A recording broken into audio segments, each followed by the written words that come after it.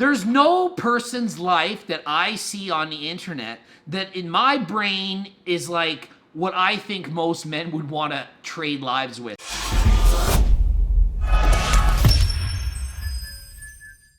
Coach Greg, and today I wanted to talk about Dan Bilzerian. Dan Bilzerian. I've been following this guy for 2 or 3 years on Instagram. He has millions of followers, like almost 30 million now. And I first found out about this guy because several of my clients were sending me pictures of this guy. And they're like, he's like 40 years old. And they're sending me pictures, and then it's this Dan guy. And they're like, I want to look like him, and I want to know what does he take, and how do I get his body, because that's what I want to look like. And I'm looking, and I'm like, you guys are not going to look like this guy.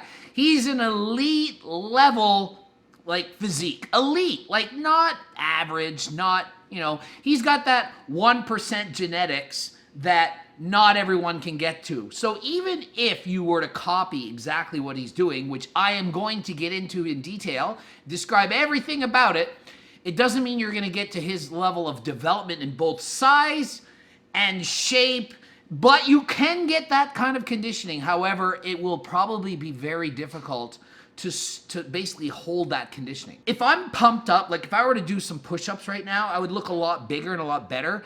And so if you look at somebody's picture, the chances are they took 100 of them and they show you the best one. When I show you a picture on Instagram, I don't just say, oh, here's the first picture. I take 10 and then I send the best one out of the 10 because I'm trying to impress people. I don't want to show my half-assed self. There's no way this multimillionaire is just taking a random picture, letting his gut hang out and saying, yeah, take a picture and not caring. He's flexing and making everything show the right way and so that it looks the best to you.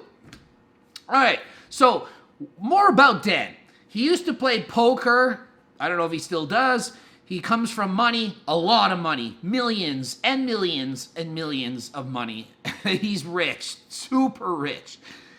He's the modern day Hugh Hefner. Like, there's no person's life that I see on the internet that in my brain is like what I think most men would want to trade lives with. This guy is partying like it literally looks like every week or every other week with a bunch of supermodel girls who are all 10 on 10s, and he's a 10, the girls are 10. They're all half naked all the time, if not completely naked. Thongs, partying on boats, drinking. They're probably doing drugs of some sort. Who knows? Whatever. It's their choice. On exotic islands with weapons and animals and alligators and just non-stop crazy fun. It's like, it seems like the coolest, best life in the world, okay? So, he's about 39 years old. Maybe he's about 40. He's around 39, 40 years old. Okay. Why does he look so good? He trains consistently and eats right, okay? That's first. The first things first is he's not eating too much calories. The main thing is the calorie surplus, okay? If he eats too many calories, his body fat will go up. When your body fat is higher, you look less impressive. Everyone who's really lean looks more muscular. They just stand out with their shirt off, okay? It's just, you see abs and you just automatically think, man, he looks good. If he gained 20 pounds of fat, it wouldn't be nearly as impressive. Guaranteed, no one would be sending me pictures of him saying, oh, my goal is to have this body. I want to look like this guy. It doesn't happen. So conditioning, that's important. All right. Gonna get into what is he exactly he's taking. All right. So he's on, and we don't care about this stuff. Basically, like protein powders and all these things. Whatever. He's on normal supplements, okay? Cialis. What is that? Cialis is actually for helping with sexual, we'll call it, Cialis is to help with erectile dysfunction. There you go. Why is he on Cialis? Well, it could be because he needs to have a lot of sex. Don't know. But he's using it before the gym to get a pump. And a lot of people have asked me this, so I figured I may as well cover it here. Does it work? Yes, it's a vasodilator. So that means your veins are going to like pop out more type thing, okay?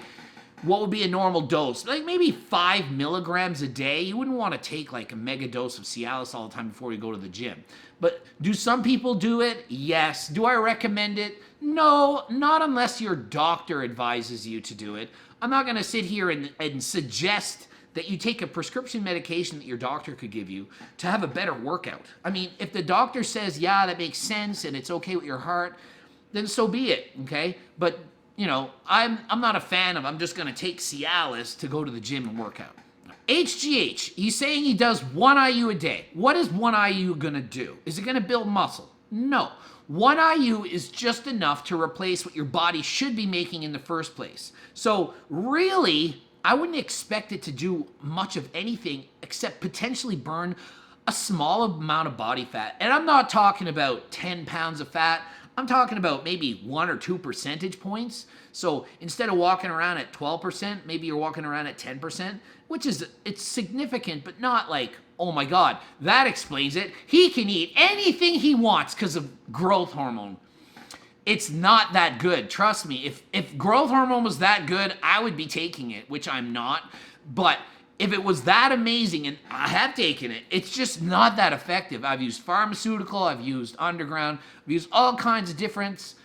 It helps a little bit, but not a lot. It doesn't add 5 or 10 pounds of muscle, and it doesn't make me eat whatever I want and stay lean. It just has, it's way overrated, okay? So that is definitely not helping him a lot. It's not like the key of, oh, Dan looks like that and I don't because of the Cialis and the HGH. No, such a small amount of change from that. He takes 100 milligrams of test every 5 days, which just so happens to be the same dosing schedule that I'm on every 5 days. Some of you that have seen my HRT, my dose of test was 80 milligrams every 5 days with Primo, 120 milligrams every 5 days. So what does that work out to a week for him? About 140 milligrams of test a week. Is that a lot? No. Is it more than the human body needs for HRT? In fact, yes. In the United States, doctors will usually prescribe high doses of test, higher than you actually need. But really, is it that dangerous? I mean, this guy admittedly has used cocaine in the past. He's had heart attacks, literally, not making this up, heart attacks in his 20s, and he's done cocaine. So, I mean, I really don't think he's concerned with a moderate dose HRT, okay? Is it safe? It's up to his doctor and him to decide if it's safe. I'm not going to tell you to do HRT, but I'm going to say, ask your doctor, and if they think it's a good decision for you, then, you know, certainly do what the doctor suggests you do.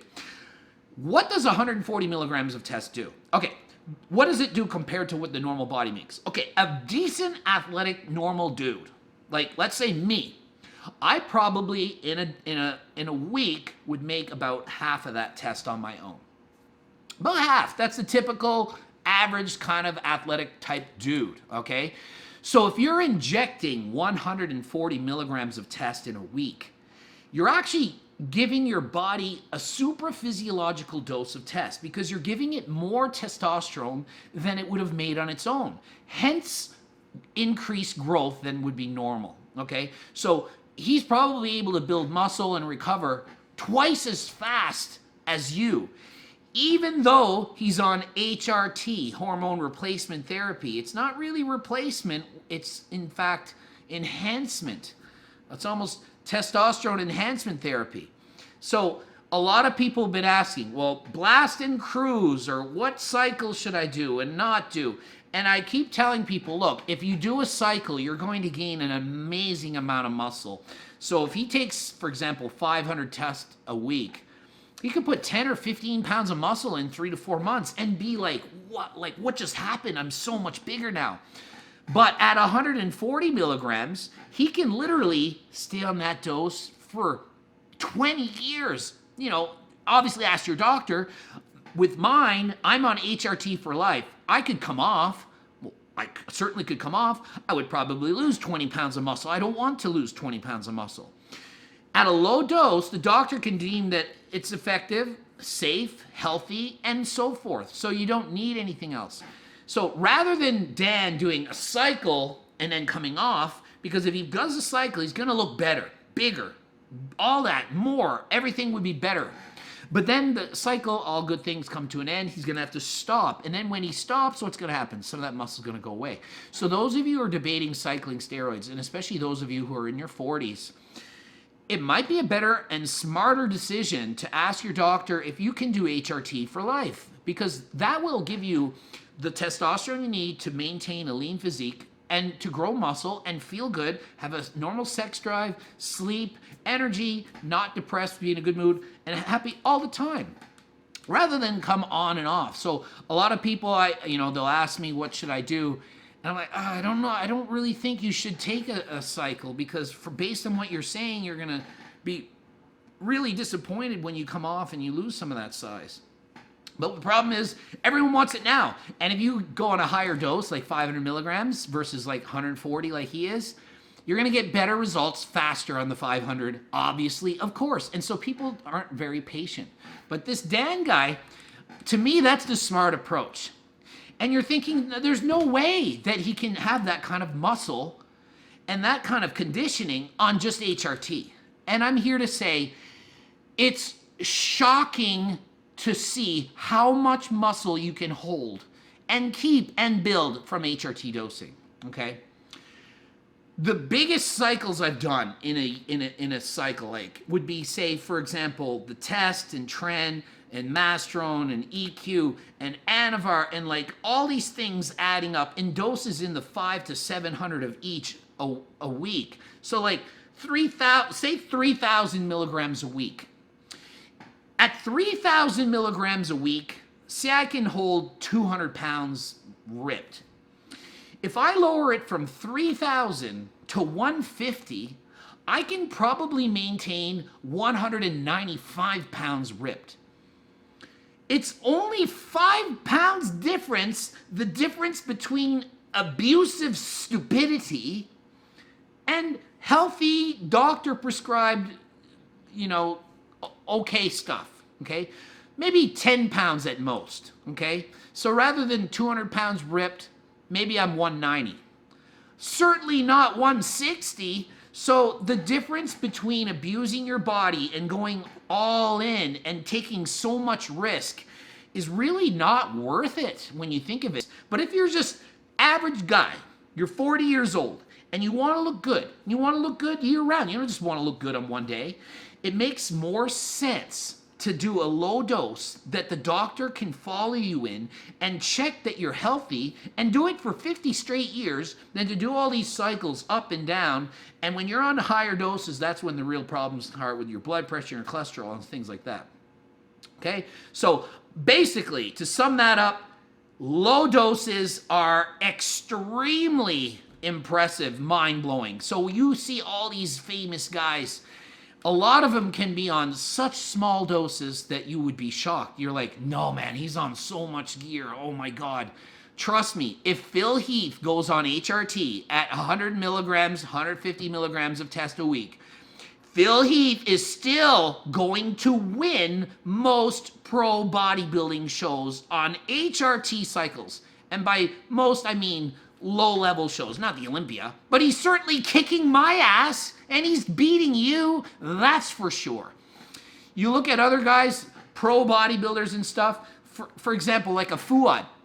He goes from his whatever normal cycle is, and now he's on HRT at a low dose, and he's like, he looks amazing because it's still effective. And it's even for him, I think he's like, wow, I didn't expect to be able to hold this much muscle.